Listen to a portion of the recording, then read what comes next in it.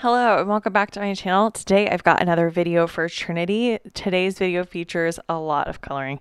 I did no line coloring with colored pencils, and here is a look at the card that I am going to make. It's a lot of coloring and it's a long video, so grab a cup of tea and come hang out with me. I've got this stamp set, Crafty Heart from Trinity, and you can see that heart stamp pretty much fills an entire A2 card front. And I'm going to be using that sentiment, you make life colorful. Some everyday banners from Fawn. I've got my colored pencils in this little Ray Dunn pencil cup. These are Polychromos pencils from Faber-Castell. Probably said that wrong. These are, well, they're really the only colored pencils that I own, but I really love them. And then I've got some Gina ink. This is the Warm Glow Amalgam ink. All of the supplies I've used are linked down below. I've also got my pencil sharpener. I've learned that from watching Kathy Rakusin's class on online card classes. Your pencils need to be very sharp for the no line coloring. All right, so I have zoomed you in and we're doing some 2x speed. So a little bit about my approach to this. I kind of just try to outline the image and then go into the coloring from there. I just did basically 2 colors or sometimes even just 1 color for the coloring.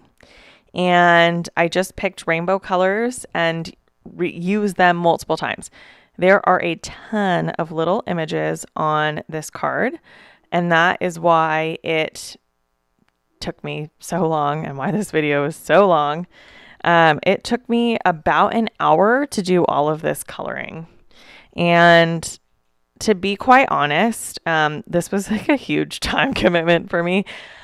I typically, when I color images, my go-to is either Copic colors, like Copic markers, or Zig clean color rail brush markers. And I've kind of gotten those down to a place where I'm really comfortable with them, and it does not take me very long to do the coloring. This, on the other hand, took me a really long time. Part of that, I do believe, is because it's no line. Even though in the end you can see the lines just a little bit, not a ton, but a little bit. So that's really time consuming, but also I'm not totally comfortable with these pencils. I don't use them a lot. I have them, I like them, but it's just not something that I reach for often. So I think that is another reason why it took so long. And there's just so many little images. Like I think probably easily with like all of the little sequins in the background, there are probably 50, maybe more little images to color. So it's a lot to color. So I basically just move around, pick something that I want it to be a certain color. So I looked at this, wanted that punch to be turquoise up in the left-hand corner of the heart, and then picked something on the right, something on the bottom. I'm just trying to do instead of coloring one image and then coloring the images around it, I thought it would be faster to pick a color and color from there. So that's what I did. Anyways, this is going to be a long video and a long voiceover from me, but I thought this might give me a chance to give you a little bit of some life updates. I think a lot of people know that professionally for the last 7.5 years, I worked in fundraising. So I worked at my alma mater, which I guess now that spoiler alert, I don't work there anymore. So I guess I'll tell you. I went to TCU in Fort Worth, Texas. And my husband and I still live in Fort Worth. I love it here. Did not grow up here, just got here as fast as I could. And so I worked in the University Advancement Office there for a lot of years. So I started out literally right out of college. I was 21 years old when they hired me. I thought if I could get a job and stay here, I loved TCU and still do so much that I just wanted to stay, and I didn't want to get a graduate degree, and I had enough credits to graduate, and getting my parents to pay for more undergrad, I don't think it was really going to happen for me. So it was time. I had to leave. But I thought if I could get a job here and they'll hire me, then I could stay. And I had a really big interest in working professionally in fundraising. So for a few years, I just did young alumni fundraising. So I both did like personal asks where I would go and meet with somebody one-on-one and ask them just to start giving. You know, young alumni was anybody 10 years out of college or less. And I would go and I would meet with them and I'd, what was your TCU experience like? Ask them to start coming to alumni events and to start getting involved, maybe a volunteer position, and ask them to start giving back to the university. I also wrote direct mail pieces and designed mailers for our office and wrote letters and managed volunteers. And I did quite a lot of things. And then after about 2.5 years of that, I worked exclusively basically with the 50th reunion, which was so much fun. Those were just the best people to work with because, basically the years that I did 50th reunion, so it was classes, I started with the class of 1966 and ended with the class of 1969. So I worked those 4 50th reunions. And so much of that was Vietnam era. So a lot of them graduated college and then went to war or never even officially walked. They got all their credits and they graduated, but they never did the graduation ceremony because they had to go to war or other obligations. And so it was just, those were some of the best years, in my opinion, to work with those volunteers. And basically for them, like so much of what is good in their life, even now, they attribute to the fact that they got to go to university and that higher education was never a given for them. It was such a privilege that they could attend a school like TCU. So that was so much fun. And then for the last about 1.5 years, I worked and did fundraising exclusively for the College of Fine Arts, which was so much fun and quite frankly, very inspiring for me for our craft, right? Because I walked up and down the hallways of the college and saw, the building that I was in housed the School of Art. So I would see all the students' artwork and, I could hear the musicians warming up in the courtyard and it was such a neat experience. And so I did major gift fundraising. So we had a capital campaign going on, and at that level, I'm asking people for like 6-figure gifts and building relationships with folks and working with volunteers on the board of visitors and things like that. So that is what I did professionally, basically my entire professional adult working life. And in December, I stepped away from working at TCU and I now work full time doing some marketing and business development, some sales things for a small business that is basically demographic and geographic database solutions. So very, very different from the job that I was working in a lot of ways, but it has been really rewarding and also very challenging. This company, like I said, it's a small business. They've never had a marketing person and never done marketing before. So it has been really fun and rewarding to do that. So I've been in that job now for just about 2 months, and I'm looking forward to continuing my work there. It is very different though when you have gone to an office for 7.5 years. Every morning you've gotten there by 8 a.m. and you leave at 5 and you just have this kind of standard schedule. And now that I work from home, it's really different. So if anybody works from home, I'd love to hear your best work from home tips, whether that's like productivity, do you time block, how do you handle something like laundry in the middle of the day, right? So like I'll just do laundry in the middle of the day and take a break and fold the laundry and then I go back to work. Like how do you manage those types of processes? I'd be really interested if there are any other fellow work from home people who watch my videos. But it's been, like I said, it's been really, really great, but it's also been a huge life change for me. So that's a little bit about life updates from me. Looking forward into 2020. I'm very excited. I have the privilege that I'm going to get to go to the whatever stamp house in Kansas at the beginning of April. I'm really looking forward to that. I've never been on a crafty retreat.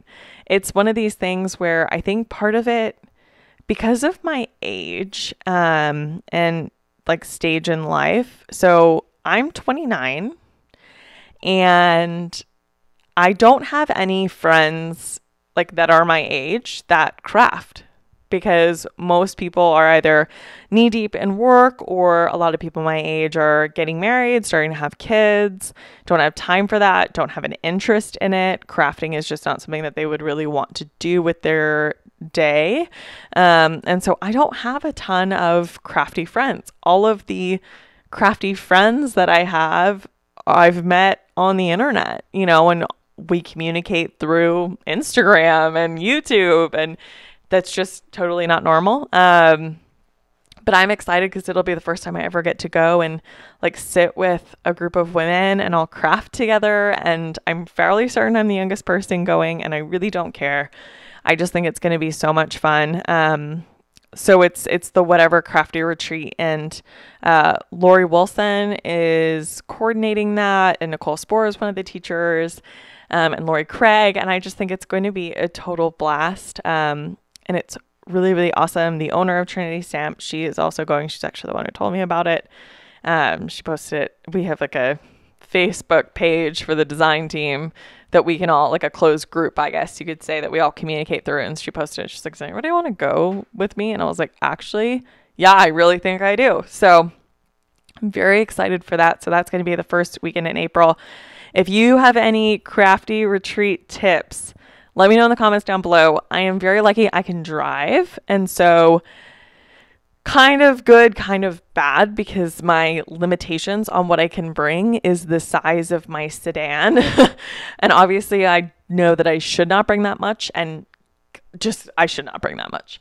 So I'm trying to think through what I can bring and what I can feasibly manage to accomplish in a weekend project wise. I'm thinking I'm basically going to make myself like card kits, where I've like either maybe stamped out the images and only bring the dies, or even just die cut my stamped images and just color them and build cards that way. I'm just trying to decide what is the best way to do that. So if you've been to a lot of craft retreats, or like if there's a good video that you've watched about, you know, how to pack for a craft retreat, link that down below. I am very tempted to do a video, basically like what I'm packing for my craft retreat, or maybe when I get home, show you what I use, like what I packed and what I actually used. Yeah, let me know your best like craft retreat tips.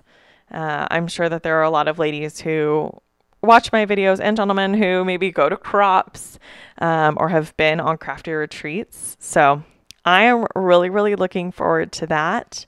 So that's the first weekend in April. And quite honestly, I'm excited both for the crafting aspect of it, just that we get to craft, but also the house looks so cute. I don't know if you've ever seen pictures, but if you've never seen pictures, look it up. It's in, I think in Newton, Kansas, basically just outside of Wichita. And it just looks, everything in the house is rainbow. So I love that. And I am really excited to go and meet some wonderful ladies and get to craft with them. So I am very much looking forward to that.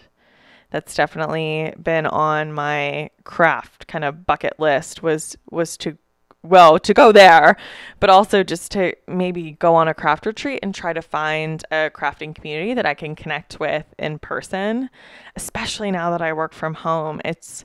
I have to be so intentional with my time and with, making time for friends. Like I challenge myself every week, like reach out to somebody and ask if they want to get lunch, or are they free for coffee on Saturday morning or something like that, because it's just so important that I that I keep social, because I'm one of those people that could easily just become a hermit in my house by myself and never see any other humans. Let me know if those video ideas sounded interesting to you, and if you would want to watch those. Also, as I just kind of babble on, I am going to put a card up with a question. Basically, let me know if in a voice, like in a long video like this where I'm coloring, would you rather just listen to music? I am totally unoffended if you just want to listen to music, because quite frankly, I don't think I'd want to listen to myself blather on about nothing. I'm trying to think some other things going on. I think I talk about it a lot and post a lot of pictures of our dog Charlie in my Insta stories. He is a Wheaten Terrier, soft-coated Wheaten Terrier. He is 6 years old, and my husband and I, this spring, we will have been together for 9 years. And so we've had him his whole life. He was kind of like Gavin's dog. And then when I got a house, and so he moved in with me because it made more sense. And so anyways, we've had him for a really long time. And this past weekend, he got sick and we had to take him to the emergency vet for the first time. That was an experience, to go on a Sunday afternoon to the emergency vet. Somehow we got out of there for a fraction of what I thought it was going to cost. Quite frankly, he ended up having an upper respiratory infection and a really high fever. So he is doing a lot better now. The antibiotics are working.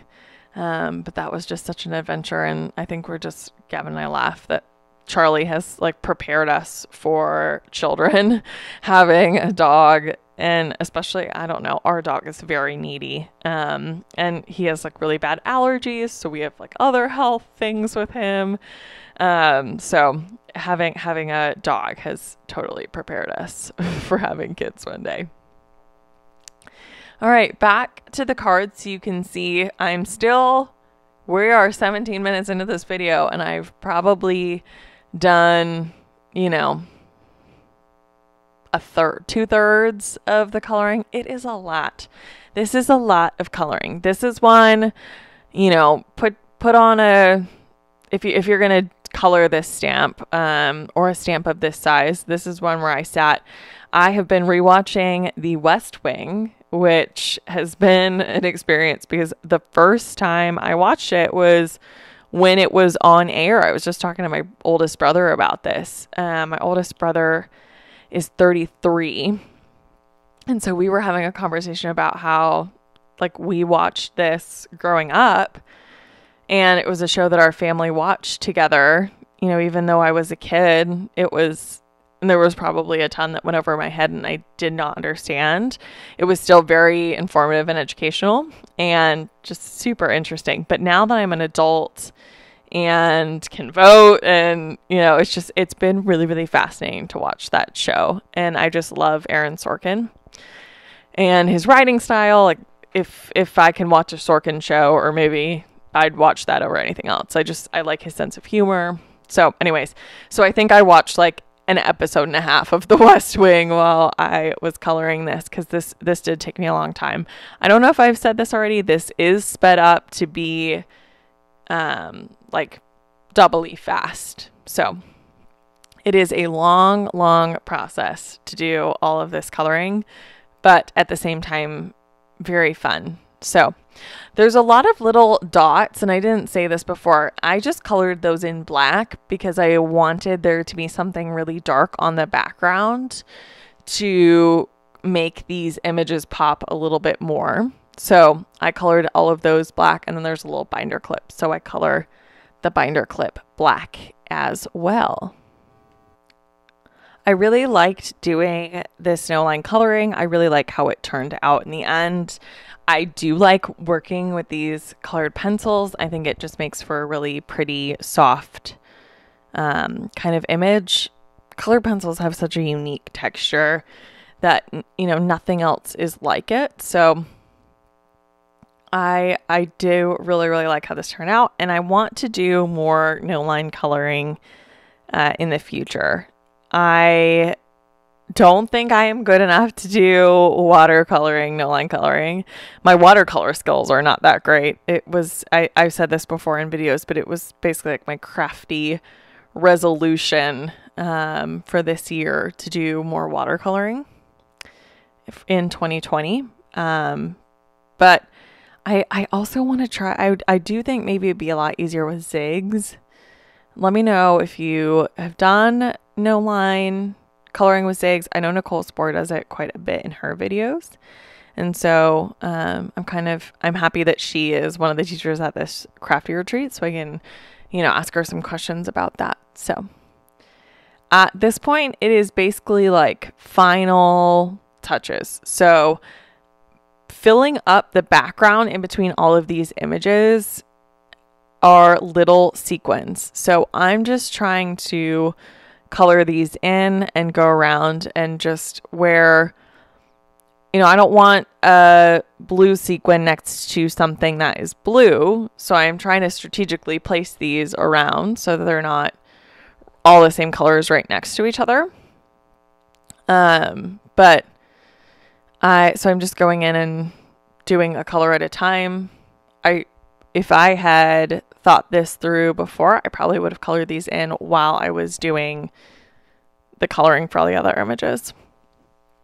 I also do think this would be really neat for this image or another image like this specifically, but to do kind of color blocking where you do a whole section of pink and then you do a whole section of orange. You kind of go through the rainbow, maybe like horizontally, and do it that way. I've seen a lot of people ink blend this image, like heat emboss and then ink blend on top, do a little bit of resist, and kind of doing it, having it look kind of like that, but with the images colored. I don't know.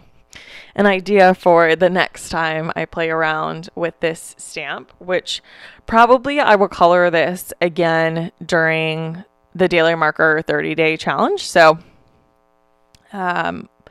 when this video goes up, it'll be the 21st of February. That challenge, which is run by Kathy Rakusin, starts March 1 and goes the whole month of March. If you have never participated, it's a lot of fun.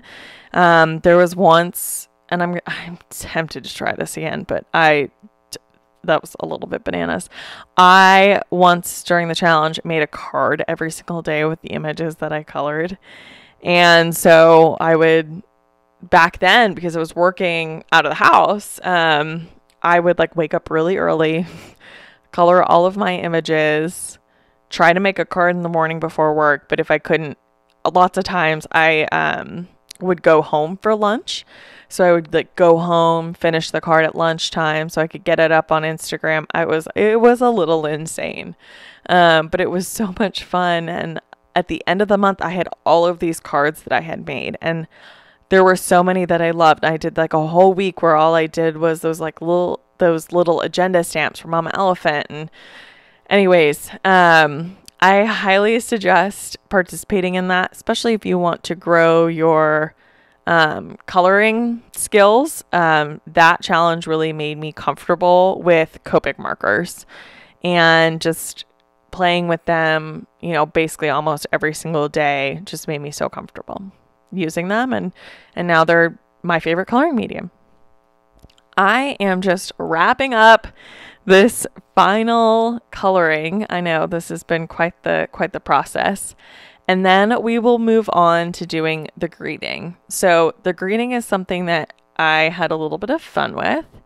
So I stamped the first few words just with black. So again, I'm using that "You make life colorful" sentiment. And the "You make life" is in black. And then what I did was color in all of the letters with markers, with Tombow dual brush markers.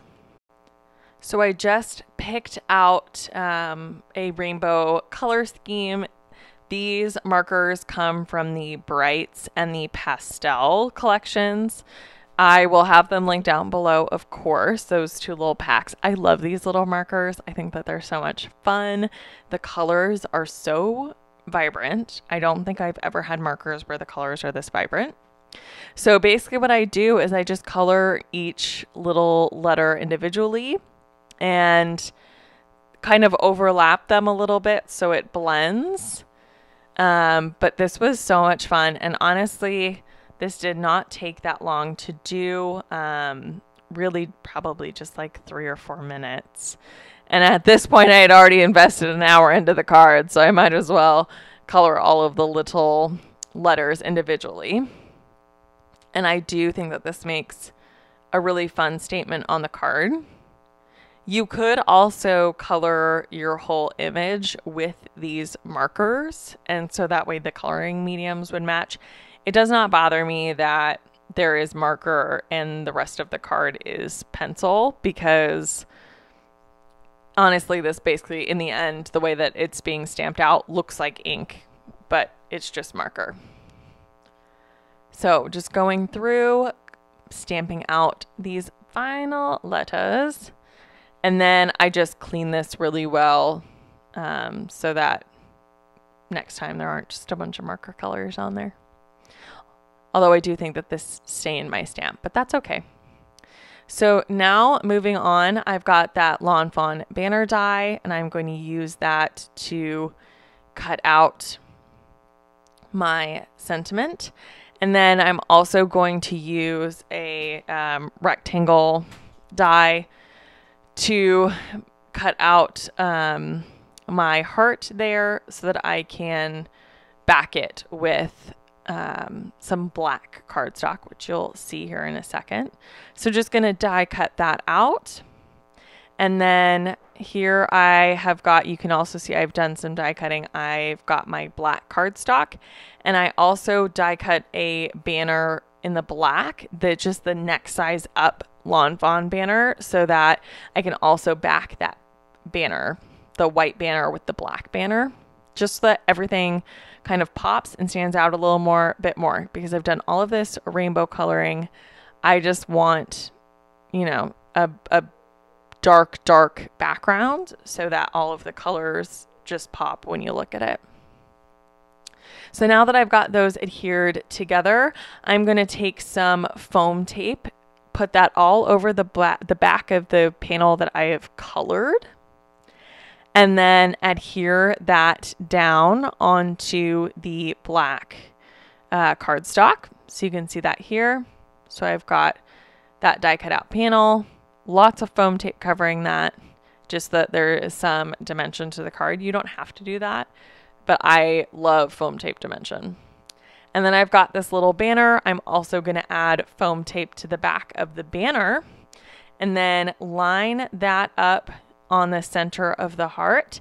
And that will complete my card. If you are still here, I'm amazed. Thank you so much for watching this. And here is just another look at the card, and I will catch you in the next video. Thank you so much, and I just appreciate you being here.